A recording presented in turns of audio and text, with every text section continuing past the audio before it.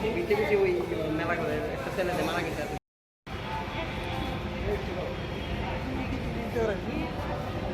ভাই।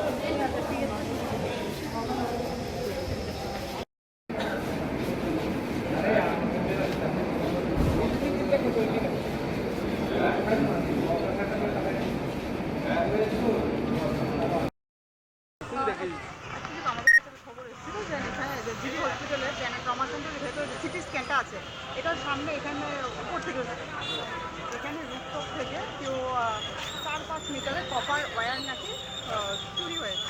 অ্যাকর্ডিংলি আমরা এসে জায়গাটা আমরা ভিজিট করেছি। তো এখান থেকে কথা বলে জানা যাচ্ছে এখানে নাকি কন্টিনিউয়াস পাবলিক মুভমেন্টও থাকে, প্লাস এখানে রাত্রে 24 ঘন্টা, দিন রাত 24 ঘন্টা, যেহেতু সামনে সিটি স্ক্যান 24 ঘন্টা লুক থাকে। তো আমরা সেটাই তদন্তে খাটিয়ে দেখছি যে রাত কী করে ট্যুর এসে এখানে উপরে উঠতে, এটা অনেকটা হাইটে আছে।